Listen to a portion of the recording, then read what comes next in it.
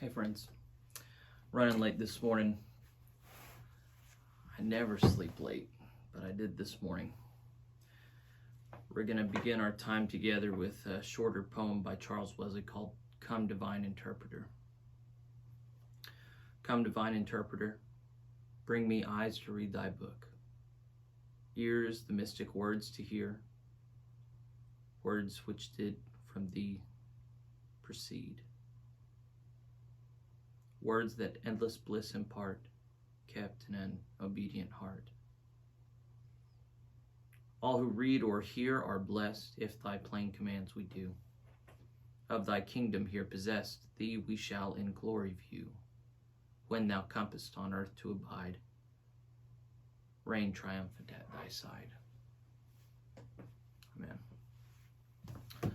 The last unit I did was last Friday at noon. I anticipated coming back that evening and just doing the commentary on chapter 28, and it didn't happen.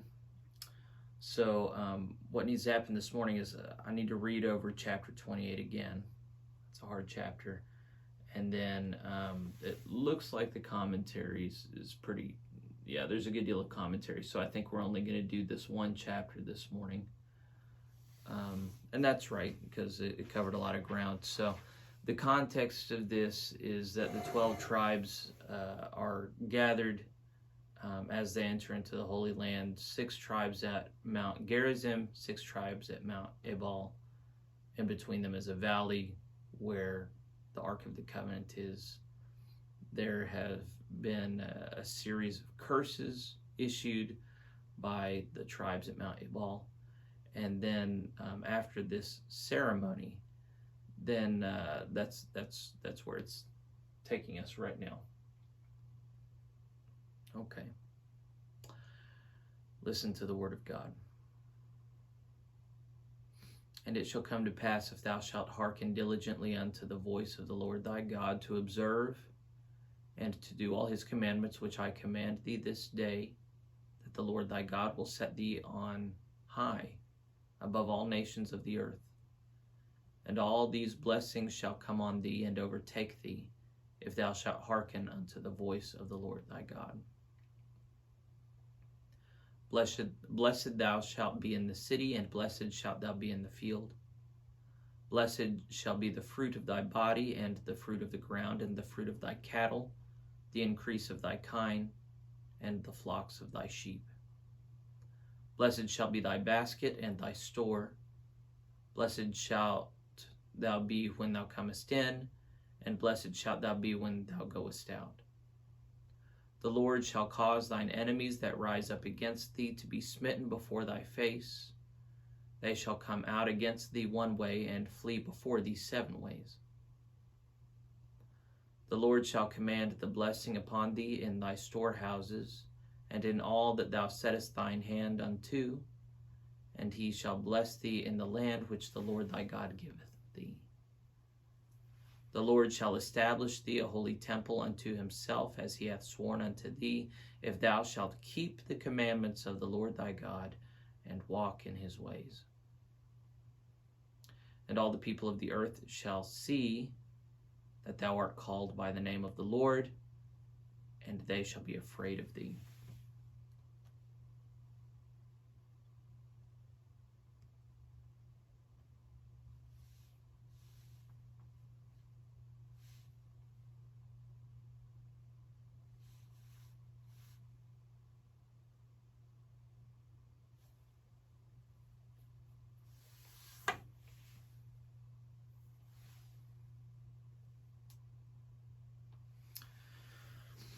All right, verse 11.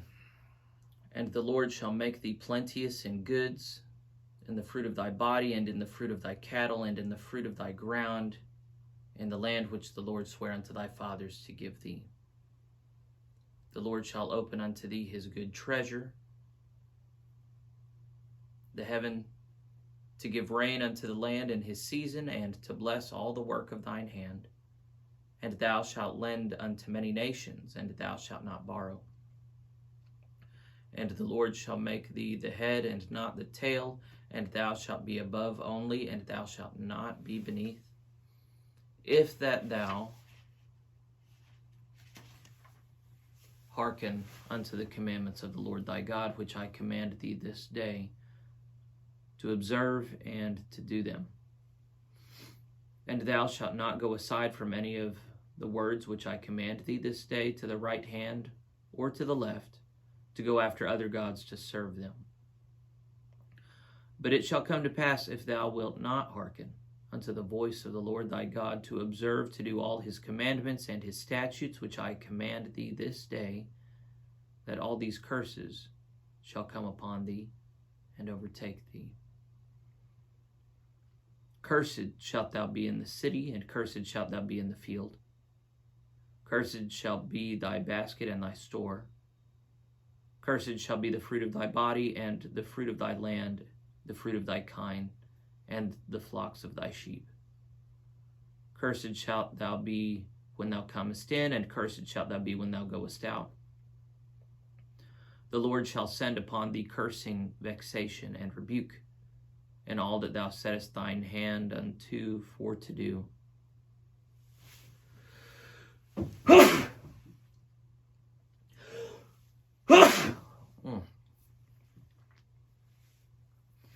Until thou be destroyed, and until thou perish quickly, because of the wickedness of thy doings, whereby thou hast forsaken me. The Lord shall make the pestilence cleave unto thee, until he have consumed thee from off the land whither thou goest to possess it. The Lord shall smite thee with a consumption, and with a fever, and with an inflammation, and with an extreme burning, and with the sword, and with the blasting, and with mildew, and they shall pursue thee until thou perish.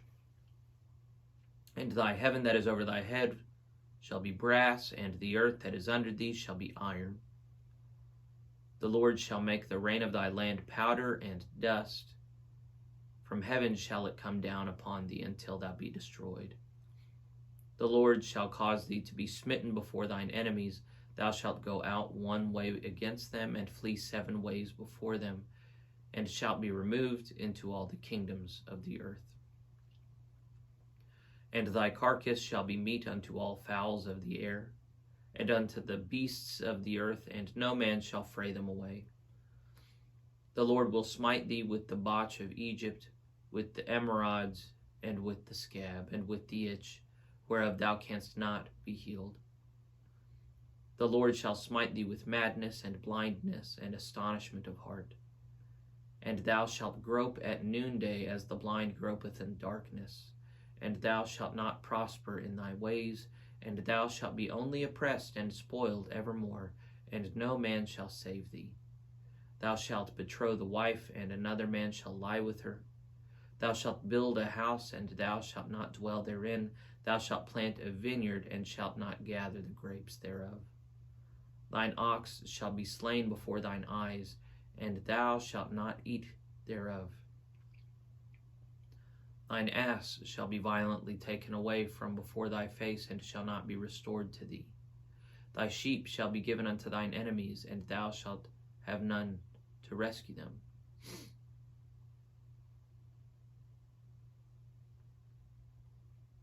Thy sons and thy daughters shall be given unto another people, and thine eyes shall look and fail with longing for them all the day long, and there shall be no might in thine hand. The fruit of thy land and all thy labors shall a nation which thou knowest not eat up. And thou shalt be only oppressed and crushed always, so that thou shalt be mad for the sight of thine eyes, which thou shalt see. The Lord shall smite thee in the knees and in the legs with a sore botch that cannot be healed, from the sole of thy foot unto the top of thy head. The Lord shall bring thee and thy king, which thou shalt set over thee, unto a nation which neither thou nor thy fathers have known, and there shalt thou serve other gods, wood and stone. And thou shalt become an astonishment, a proverb and a byword, among all nations, whither the Lord shall lead thee. Thou shalt carry much seed out into the field, and shalt gather but little in, for the locusts shall consume it. Thou shalt plant vineyards and dress them, but shalt neither drink of the wine nor gather the grapes, for the worms shall eat them. Thou shalt have olive trees throughout all thy coasts, but thou shalt not anoint thyself with the oil, for thine olive shall cast his fruit. Thou shalt beget sons and daughters, but thou shalt not enjoy them, for they shall go into captivity. All thy trees and fruit of thy land shall the locust consume. The stranger that is within thee shall get up above thee very high, and thou shalt come down very low. He shall lend to thee, and thou shalt not lend to him. He shall be the head, and thou shalt be the tail. Moreover, all these curses shall come upon thee, and shall pursue thee, and overtake thee, till thou be destroyed, because thou hearkenedst not unto the voice of the Lord thy God, to keep his commandments and his statutes which he commanded thee. And they shall be upon thee for a sign and for a wonder, and upon thy seed forever. Because thou servedst not the Lord thy God with joyfulness, and with gladness of heart, for the abundance of all things. Therefore shalt thou serve thine enemies, which the Lord shall send against thee, in hunger, and in thirst, and in nakedness, and in want of all things. And he shall put a yoke of iron upon thy neck, until he have destroyed thee. The Lord shall bring a nation against thee from far, from the end of the earth, as swift as the eagle flieth, a nation whose tongue thou shalt not understand. A nation of fierce countenance, which shall not regard the person of the old, nor show favor to the young. And he shall eat the fruit of thy cattle and the fruit of thy land, until thou be destroyed, which also shall not leave thee either corn, wine, or oil, or the increase of thy kine, or flocks of thy sheep, until he have destroyed thee. And he shall besiege thee in all thy gates, until thy high and fenced walls come down, wherein thou trustedst throughout all thy land. And he shall besiege thee in all thy gates throughout all thy land, which the Lord thy God hath given thee. And thou shalt eat the fruit of thine own body, the flesh of thy sons and of thy daughters, which the Lord thy God hath given thee in the siege, and in the straitness wherewith thine enemies shall distress thee. So that the man that is tender among you and very delicate, his eye shall be evil towards his brother, and toward the wife of his bosom, and toward the remnant of his children which he shall leave. So that he will not give to any of them of the flesh of his children whom he shall eat, because he hath nothing left in the siege, and in the straitness wherewith thine enemies shall distress thee in all thy gates. The tender and delicate woman among you, which would not adventure to set the whole of her foot upon the ground for delicateness and tenderness, her eye shall be evil toward her husband of her bosom, and toward her son, and toward her daughter, and toward her young one that cometh out from between her feet, and toward her children which she shall bear. For she shall eat them for want of all things secretly in the siege and straitness, wherewith thine enemy shall distress thee in thy gates. If thou wilt not observe to do all the words of this law that are written in this book, that thou mayest fear this glorious and fearful name, the Lord thy God, then the Lord will make thy plagues wonderful, and the plagues of thy seed, even great plagues, and of long continuance, and sore sicknesses, and of long continuance.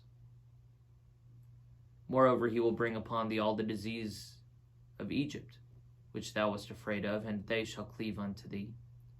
Also every sickness and every plague which is not written in the book of this law, them will the Lord bring upon thee until thou be destroyed. And ye shall be left few in number, whereas ye were as the stars of heaven for multitude, because thou wouldest not obey the voice of the Lord thy God. And it shall come to pass that as the Lord rejoiced over you to do you good and to multiply you, so the Lord will rejoice over you to destroy you, and to bring you to naught, and ye shall be plucked from off the land whither thou goest to possess it. And the Lord shall scatter thee among all the people from one end of the earth even unto the other, and there thou shalt serve other gods, which neither thou nor thy fathers have known, even wood and stone. And among these nations shalt thou find no ease, neither shall the sole of thy foot have rest, but the Lord shall give thee there a trembling heart, and failing of eyes, and sorrow of mind. And thy life shall hang in doubt before thee, and thou shalt fear day and night, and shalt have none assurance of thy life. In the morning thou shalt say, Would God it were even. And at even thou shalt say, Would God it were morning. For the fear of thine heart wherewith thou shalt fear, and for the sight of thine eyes which thou shalt see. And the Lord shall bring thee unto Egypt again with ships by the way whereof I spake unto thee. Thou shalt see it no more again, and there ye shall be sold unto your enemies for bondmen and bondwomen, and no man shall buy you. Thus ends the reading of the 28th chapter of Deuteronomy.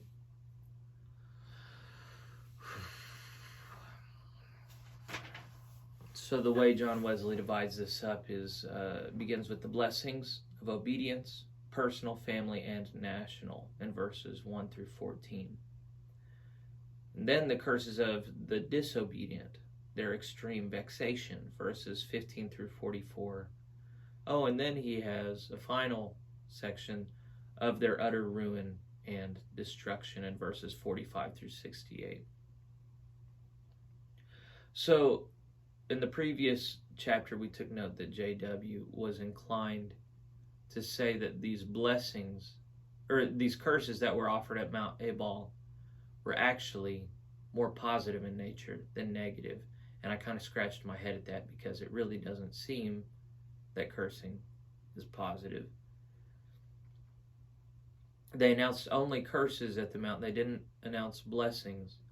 And then Moses is just preaching at them privately now, and he begins with blessings. However, the curses far outnumber the blessings. You start off and it's feeling nice, and then he just gets bad, and it's not equal. It's just he keeps on going and going. And as I'm reading over this, I'm reflecting on no wonder early, Jewish early Christians that we read about in Acts of the Apostles, no wonder they were so intent on following the law. Because whenever you understand the curses here, no part of you wants to deter away from the law. You just want to obey it because you don't want any of these curses upon you or your family. So let's dive into the actual commentary. In verse 2, the phrase overtake thee, quote, and all these blessings shall come on thee and overtake thee if thou shalt hearken unto the voice of the Lord thy God.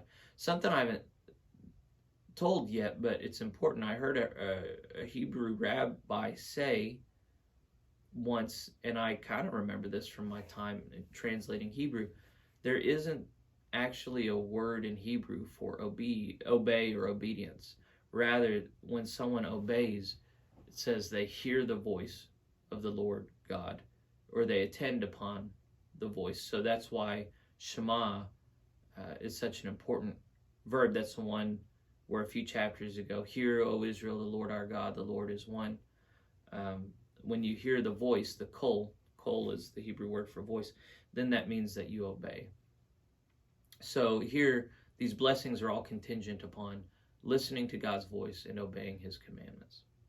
So when it says that these blessings will overtake thee, J.W. says, those blessings which others greedily follow after and never overtake shall follow after thee, and shall be thrown into thy lap by special kindness. So think on Jesus' words, seek first the kingdom of God and his righteousness, and all these things will be added unto you. Here it's the same concept. If you're in faithful relationship with God, then all the blessings other people run after and never quite get a hold of, namely eternal peace and fulfillment, that will be given you when you pursue the Lord. There's the phrase in the city and in the field in verse 3, quote, blessed shalt thou be in the city and blessed shalt thou be in the field. J.W. says, whether they were husbandmen or tradesmen, whether in the town or country, they should be preserved from the dangers of both and have the comforts of both. How constantly must we depend upon God, both for the continuance and comfort of life. We need him at every turn. We cannot be safe if he withdraw his protection, nor easy if he suspends his savor. But if he bless us, Go where we will, 'tis well with us. He doesn't say 'twill be well with us. It says 'tis well with us. So here it's a statement about whether you live in a city or out in the country, you're going to be fine. But JW turns it into the message sort of a, I need thee every hour, most blessed Lord. I need thee, oh, I need thee every hour, I need thee. That's a good hymn. The notion being that, the world as we see it today is mechanistic and materialistic. Things just go on as they were made. The physical laws of the universe maintain, matter maintains because it's solid. A more ancient and even medieval understanding, everything but modern, sees this world as potentially on the verge of collapse at any given time. Entropy being the inclination of all matter, unless the Lord maintains willfully every moment this creation. And so if you see the world that way, then this world is not an of course thing. It's not, of course the sun rises every morning. Of course my body stays glued together every day. It's God has willed these things to continue out of grace. Thanks be to God. Verse 5 talks about store, quote, blessed shall be thy basket and thy store. JW says store is short for storehouse. It shall always be well replenished, and the provision thou hast there shall be preserved for thy use and service. Verse 6, blessed thou shalt be when thou comest in, and blessed shalt thou be when thou goest out. When it says comest in, that is in all thy affairs and administrations. In verse 9, when it talks about establishing thee, quote, the Lord shall establish thee a holy people unto himself, as he hath sworn unto thee, if thou shalt keep the commandments of the Lord thy God and walk in his ways. When it says establish thee, JW says shall confirm his covenant with thee, by which he separated thee to himself as an holy and peculiar people. A broader version of that is fine too. To establish something is to make it firm, set it up right. So here he's saying shall confirm his covenant with thee. And that will happen too. I'm not sure that's the meaning of this phrase, but whatever. Okay, verse 10. The phrase is of the Lord, quote, and all the people of the earth shall see that they are called by the name of the Lord, and they shall be afraid of thee. So what does that mean, that they're called by the name of the Lord? JW says that you are in truth his people and children, a most excellent and glorious people, under the peculiar care and countenance of the great God. You notice the use of that word peculiar more than once. The notion being it's an exceptional situation. There are not many like it. There are none like it. Verse 11. That was, and the Lord shall make thee plenteous in goods, in the fruit of thy body, and in the fruit of thy cattle, and in the fruit of the ground, in the land which the Lord sware unto thy fathers to give thee. JW says the same things which were said before are repeated to show that God would repeat and multiply his blessings upon them. Okay, so it's not going to be just a one-time blessing. He's going to do it over and over and over. In verse 12, where it talks about his treasure, quote, the Lord shall open unto thee his good treasure, the heaven, to give rain unto thy land in his season, and to bless all the work of thine hand. And thou shalt lend unto many nations, and thou shalt not borrow. When it talks about the Lord opening his treasure, he says the heaven or the air, which is God's storehouse, where he treasures up rain or wind for man's use. All right, so yeah, the discussion of meteorology follows that particular portion. So the notion here, according to JW, is that God has a treasure house or a storehouse that has the wind and the rain up there, which he will open and shed abroad upon his people. All right, verse 13, when it talks about the head, quote, and the Lord shall make thee the head and not the tail, and thou shalt be above only, and thou shalt not be beneath. if that thou hearken unto the commandments of the Lord thy God, which I command thee this day to observe and to do them. So when it says that God will make the Israelites the head, JW says he'll make them the chief of all people in power, or at least in dignity and privileges, so that even they that are not under thine authority shall reverence thy greatness and excellency. So it was in David's and Solomon's time, and so it should have been much more often and much more if they had performed the conditions.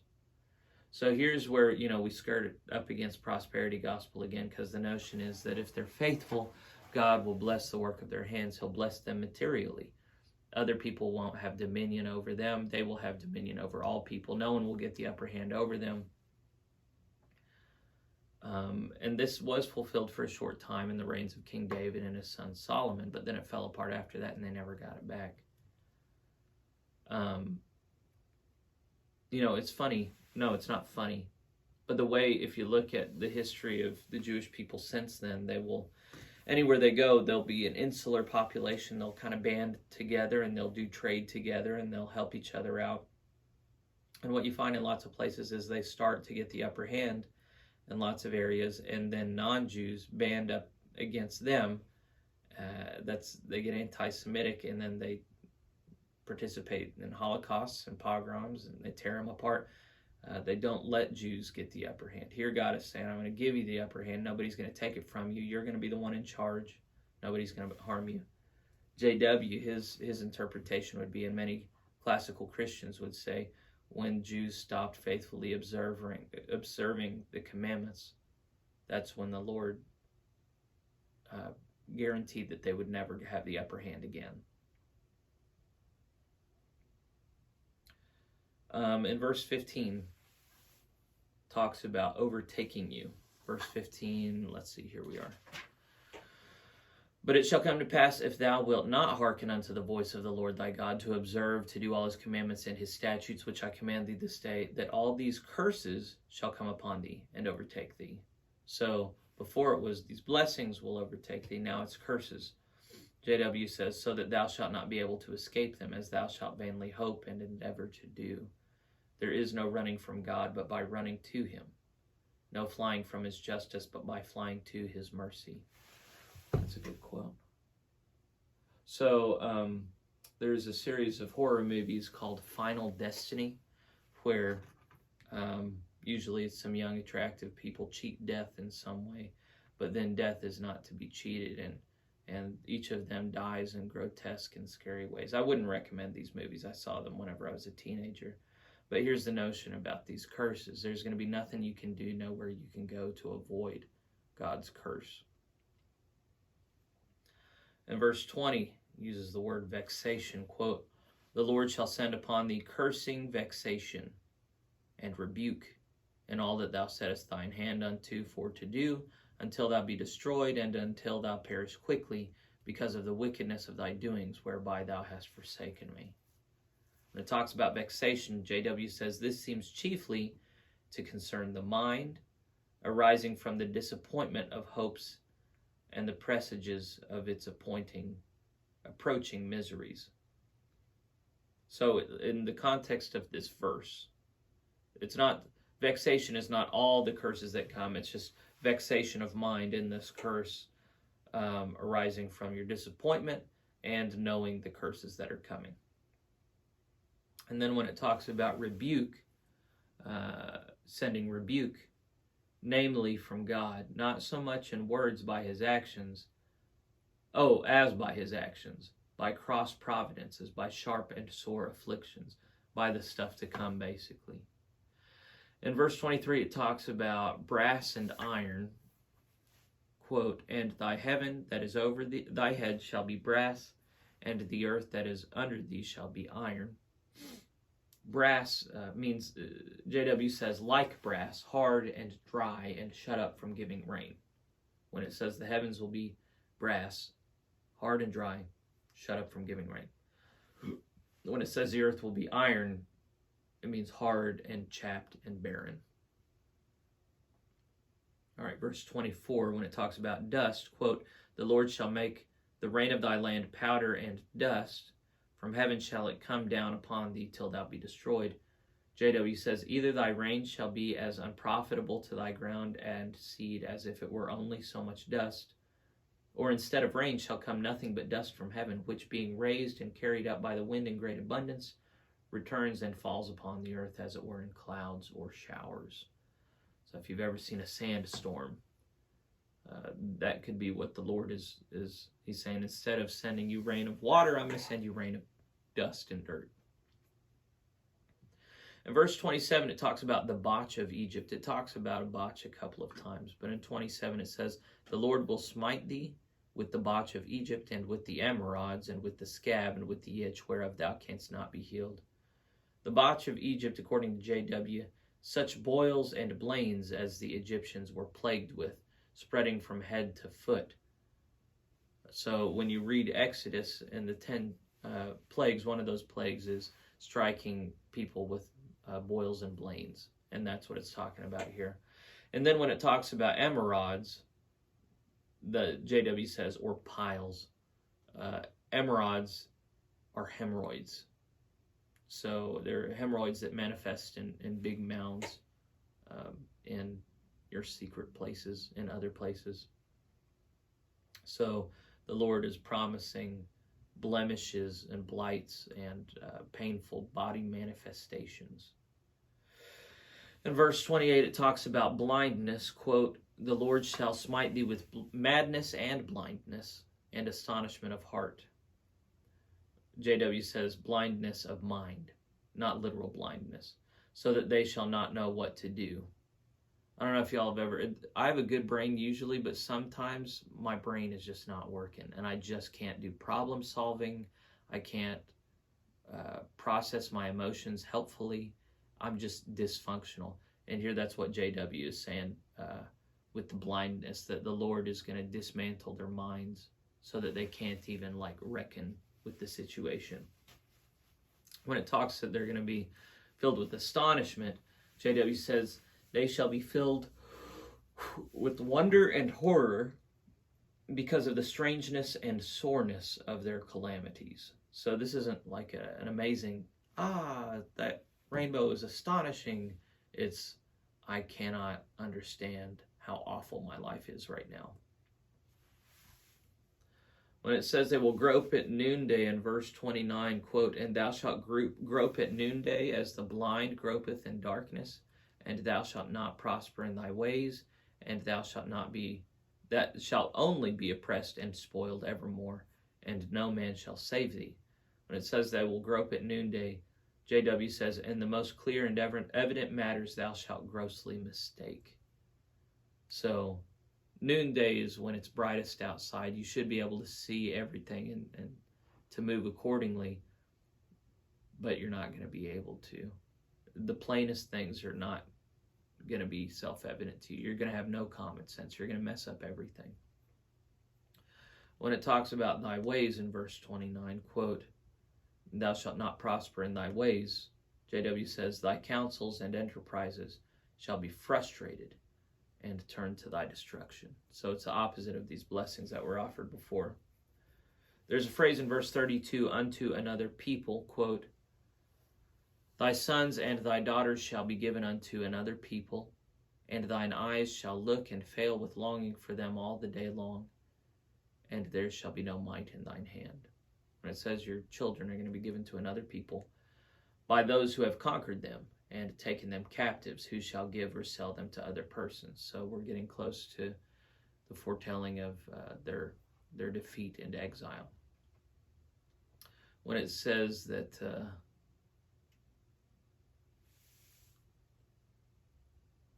your eyes shall look and fail with longing. Your eyes are looking for your children who were taken away, and they will fail. JW says fail can be rendered or be consumed partly with grief and plentiful tears, and partly with earnest desire and vain and long expectation of their return. So your eyes are going to fail because they're crying all the time, and because they're looking to see their kids and your kids, and they're just never going to see them again. And when it says, there shall be no might in thine hand, that means no power to rescue, nor money to ransom them. So in Genesis, Lot gets abducted after this war in the region, and Abraham is able to mobilize all his people and put together a band of men that are mighty, and they go and they defeat that army and get back Lot, his nephew, and his possessions. And here it's saying none of you is going to be blessed enough to be able to do that. You're not going to be able to go get your people. In verse 33 has the phrase, which thou knowest not, quote, the fruit of thy land and all thy labors shall a nation which thou knowest not eat up. Which thou knowest not eat up. So there's that phrase, a nation which thou knowest not, and thou shalt be only oppressed and crushed always. So JW says, this nation which shall come from a far country, which thou didst not at all expect or fear, and therefore will be the more dreadful when they come. A nation whose language thou understandest not, and therefore canst not plead with them for mercy, nor expect any favor from them. So yeah, here it's foretelling the Babylonian invasion. The Chaldeans were a part of that. The Jews hadn't really, these were people from a faraway nation, a faraway country. They didn't really see them coming until they were right on their doorstep. And by that time, it was too late. It would have been another thing if it had been the Egyptians. They knew the Egyptians, where they came from. They knew how to negotiate with them. What actually happened was far worse. In verse 34, thou shalt be mad for the sight of thine eyes. That's pretty much the whole verse. What that means is quite put out of the possession of their own souls, quite bereaved of all comfort and hope, and abandoned to utter despair. They that walk by sight and not by faith are in danger of losing reason itself when all about them looks frightful. And their condition is bad indeed, who are mad for the sight of their eyes. So if there are people who don't walk by faith, but they walk by sight, as these people do, then whenever life looks bad, they lose their ever-loving minds. So if you think about like the current crisis with the coronavirus, you think about people fighting each other in grocery store aisles, or physically threatening other people over goods and services, threatening police who are trying to enforce the law. These are all signs of people walking by sight and not by faith, because the situation does look very dire in some places. If all you've got is your material surroundings around you, and life is not smiling at you, then you're going to lose your mind. You're going to lose your ever-loving mind. You're not going to be at peace. In verse 36, it talks about thy king, quote, the Lord shall bring thee and thy king, which thou shalt set over thee, unto a nation which neither thou nor thy fathers have known. JW says, the calamity shall be both universal, which even thy king shall not be able to avoid, much less the subjects, who have far less advantage and opportunity for escape, and irrecoverable, because he who should protect or rescue them is lost with them. And he points to Lamentations chapter 4, verse 10. All right. The other half of 36, and there shalt thou serve other gods, wood and stone. JW says, so what formerly was their choice and delight now becomes their plague and misery. So there, in this foretelling of the future, the Israelites would have not been faithful in covenant. They will have chosen to bow down to other gods made of wood and stone. They would have delighted in it and rejoiced in it. But now they're going to be, it's this phenomenon of like when a parent finds their son smoking cigarettes and then they make him smoke the whole pack. This used to be a thing that people did. Now it would be frowned on very heavily. But, to smoke that many cigarettes would make them sick. It was fun when they did it on their own terms, but now they're going to be compelled to do it, and it's going to make them sick, and hopefully they're going to never want to do it again. So it's the same here with idols. Before it was just something on the side that they did that they enjoyed on their own terms. Now it's something they're going to be compelled and forced to do, and it's going to be a constant reminder of the cause of their misery. And this doubtless was the condition of many Israelites under the Assyrian and Babylonian captivities. When he's talking about the Assyrians, that's the northern kingdom. So eventually, after King Solomon, the 12 tribes actually split up between the northern kingdom of Israel and the southern kingdom of Judah. The northern kingdom is invaded first by the Assyrians, the southern kingdom by the Babylonians. The northern ones are exiled, and most never come back. The southern ones are exiled, and they come back 70 years later. 40 years later. I need to review my timeline. In verse 43, the phrase within thee, quote, the stranger that is within thee shall get up above thee very high, and thou shalt come down very low. JW says, the stranger within thy gates, the stranger who lives in your city, the foreigner, who formerly honored and served thee, and were some of them glad of the crumbs which fell from thy table. So, for a time, the Israelites are going to be on top in the promised land, and they'll let some foreigners live with them, but the foreigners are going to be on bottom. They're going to know that they're going to be second-class citizens, and now that situation is going to be reversed. Verse 45, the phrase, moreover, all these curses, quote, moreover, all these curses shall come upon thee, and shall pursue thee, and overtake thee, till thou be destroyed, because thou hearkenest not unto the voice of the Lord thy God, to keep his commandments and his statutes, which he commanded thee. It seems Moses has been hitherto foretelling their captivity in Babylon, by which even after their return they were brought to the low condition mentioned in verse 44. Quote, he shall lend to thee, and thou shalt not lend to him. He shall be the head, and thou shalt be the tail. So even after they come back from captivity, they're not ruling their own land. They are in covenant with the Babylonian Empire, and they pay to them, and they're governed by them. But in the following, he foretells their last destruction by the Romans. Oh, and the present deplorable state of the Jewish nation. So exactly answers this prediction that it is an incontestable proof of the truth of the prophecy, and consequently of the divine authority of the Scriptures. And this destruction more dreadful than the former shews that their sin in rejecting Christ was more provoking to God than idolatry itself, and left them more under the power of Satan. For their captivity in Babylon cured them effectually of idolatry in 70 years. No, 70 years, okay. But under this last destruction, they continue above 1,600 years incurably averse to the Lord Jesus. So what JW is saying here is, okay, what follows after this is a description of a siege, which is grotesque. Men and women turning against each other and turning against their children, devouring one another quite literally.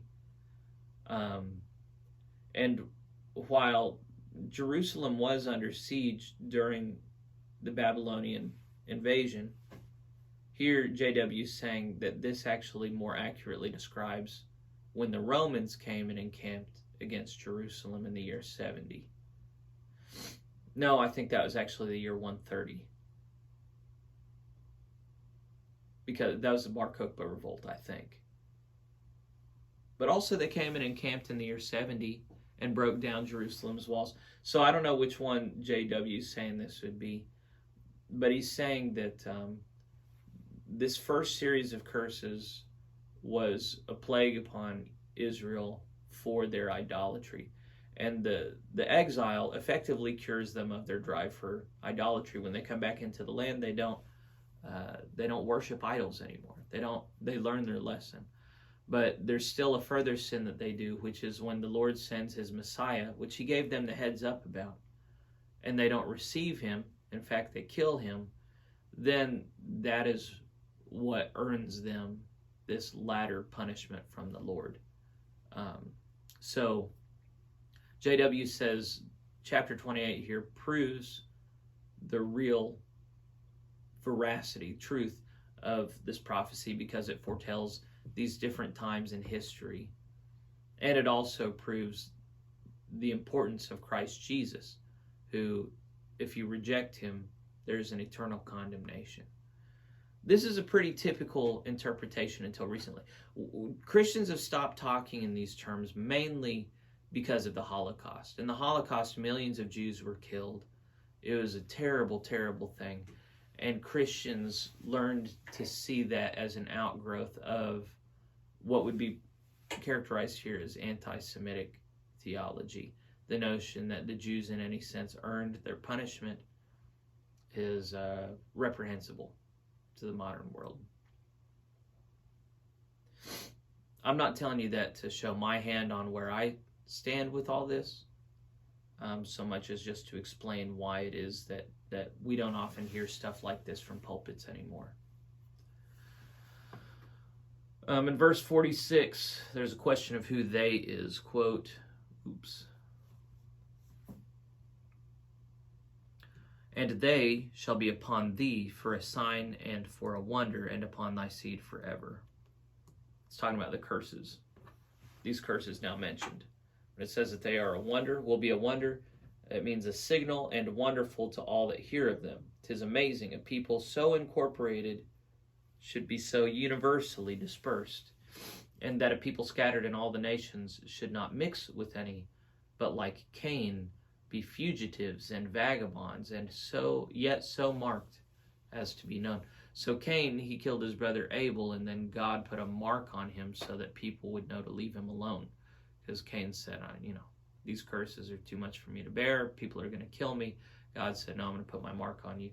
So JW compares Jews today to Cain, marked, they're scattered around the world. They're living in the world with non-Jews.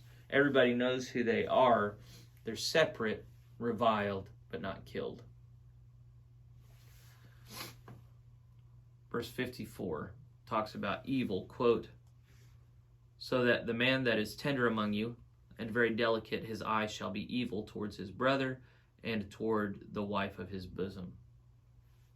When it says evil, it means unkind, envious, covetous, to monopolize their dainty bits to themselves, and grudging that their dearest relations should have any part of them.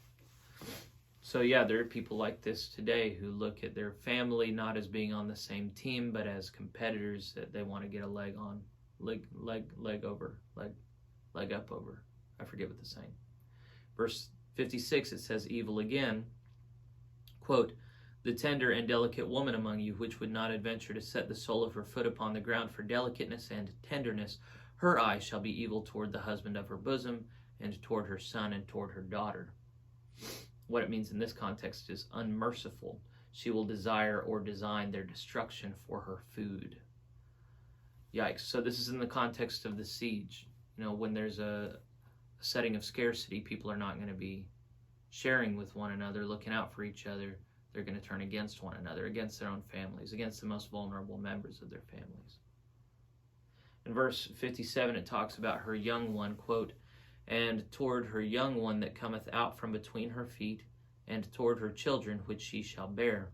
For she shall eat them for want of all things secretly in the siege and straitness, wherewith thine enemies shall distress thee in thy gates."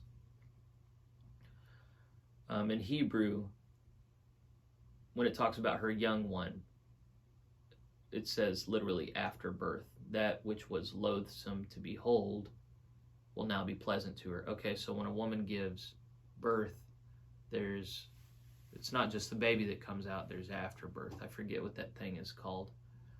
Animals eat it. Humans typically don't, except for modern crunchy moms who think that it's super nutrition. They usually don't eat it raw. They'll have it put in little capsules and they'll eat it over time. Anyway, that's neither here nor there. Here JW is saying that women will eat their afterbirth now as a sign of how hungry they are. "And together with it she shall eat the child which was wrapped up in it," and may be included in this expression. So there was a dystopian futuristic novel that came out several years ago. Viggo Mortensen starred in a movie about it. I saw it. I can't remember the name of it. But this is one of those things that's so grotesque that it's only depicted in a few movies. that like the world has to fall apart in order to happen. But yes, there are times when humans have eaten their own children, and it's awful. Happens in sieges. When it talks about and toward her children which she shall bear, or which she shall have born, that is, her more grown children, she shall eat them. This was fulfilled more than once to the perpetual reproach of the Jewish nation. Never was the like done either by Greek or barbarian. See the fruit of being abandoned by God. That I think is just legit anti-Semitism, because we do know of non-Jews eating their own young in desperate situations. I wonder why he said that, because he wasn't historically uninformed. Maybe he's saying that, sure, maybe one group of people has done it once, but the Jews being in this state more than once is a sign of God's unique contempt for them for having failed to be obedient.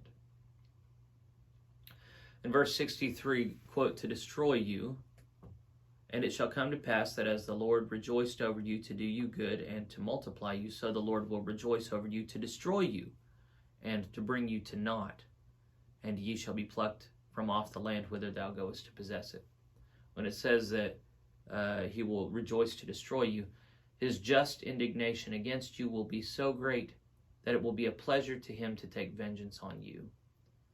For though he doth not delight in the death of a sinner in itself, yet he doth delight in glorifying his justice upon incorrigible sinners, seeing the exercise of all his attributes must needs please him, else he were not perfectly happy. See, this is one of those things that progressive Methodists would hate to read from John Wesley, because, a lot of people would just back off and say, oh, that's just the words of men of that era. The Lord has never rejoiced to destroy anybody. He's a nice God. He doesn't want to hurt anybody. But here JW said, for though God doesn't delight in the death of a sinner in itself, and that's a quote from the New Testament, God doesn't delight in the death of a sinner, yet he does delight in glorifying his justice upon incorrigible sinners. So there's a distinction here between sinners, people who are just dead in their sins and can't help it, and incorrigible sinners, ones that won't even entertain righteousness, ones who won't repent, ones who just set their nose to the grindstone and sin in all their life, because the Lord sees the exercise of all his attributes. This one being justice must needs please him, else he were not perfectly happy. So the starting theological conviction here is that God is perfectly happy, and therefore it makes him perfectly happy to exercise his justice upon the world. And when his justice is condemnation and cursing, then it's not as though doing these things just make God so unhappy to be himself. That's a uniquely human experience, to be alienated from oneself and unhappy with oneself. Here JW is saying God, in his absolute nature, is just. He exercises justice. He condemns the wicked. He punishes sinners. And so that gives him joy.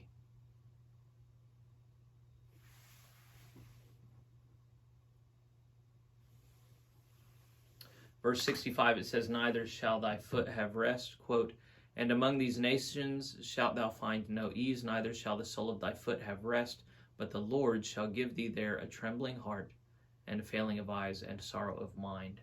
JW says, ye shall have no settlement in the land whither you are banished, but you shall be tossed about from place to place and sold from person to person.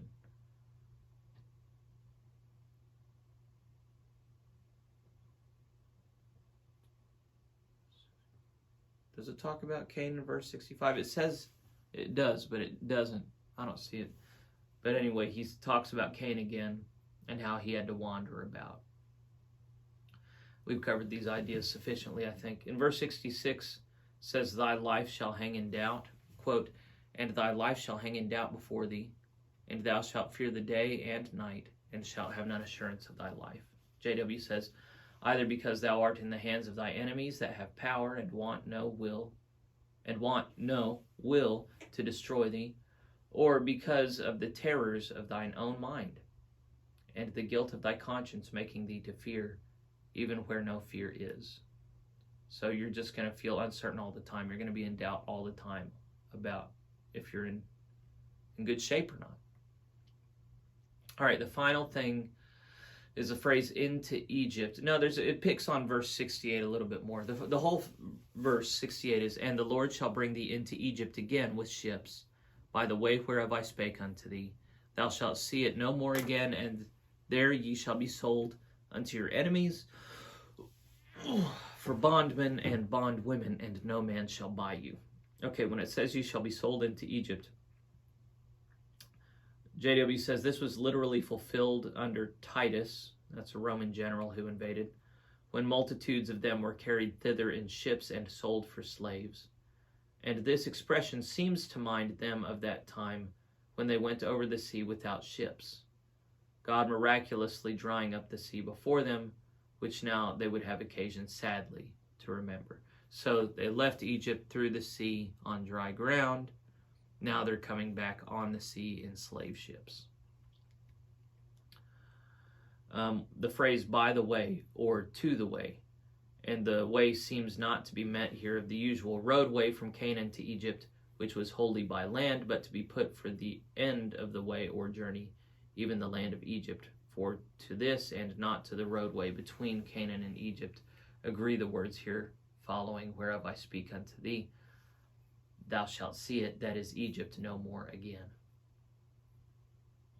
When he says, no man shall buy you, JW says, either because the number of your captives shall be so great that the market shall be glutted with you, or because you shall be so loathsome and contemptible that men shall not be willing to have you for slaves. And this was the condition of the Jews after the destruction of Jerusalem, as Josephus the Jew had left upon record. Let us all learn hence to stand in awe and not to sin. I have heard of a wicked man, says Mr. Henry, who on reading these threatenings was so enraged that he tore the leaf of his Bible. But to what purpose is it to deface a copy while the original remains unchangeable, by which it is determined that the wages of sin is death, yea, a more dreadful than all that is here spoken. This last reflection by JW is an acknowledgement that this chapter is very hard. And it offends us that God would be so harsh on us of limited understanding. But the thing is that salvation doesn't depend on how much you understand. Otherwise, God would be showing a preference for the intelligent. Salvation only depends upon obedience. And the Lord establishes the stakes for that very clearly. You obey and you're blessed, or you disobey, and he has it in him to curse. And when he does it, he'll even enjoy it. He's going to do it so well. And here JW, he's been coming down on Jews pretty hard. But then this final word here is a threatening to Christians, who will be punished seemingly all the more than the Jews. The Jews are punished in this life. But here JW points to an eternal condemnation, which is nothing to shrug at. So, one might be inclined to read this in a self-beneficial way, saying, man, those Jews had it rough. I'm so glad I'm in Christ Jesus. Things are easy now. All I have to do is to love him. That's a modern notion that we can love without obeying. JW would here say, no, we have to obey the Lord's commandments as well. And if we don't, God punishes us as well. And our punishment is going to be every bit as harsh. And we're going to deserve it every bit as much. Okay, well, we've reached the end of the chapter, and we're almost at an hour, so I pray this is a blessing to whoever took the time to go through this chapter with me. I'll be back at noon going through chapter 29.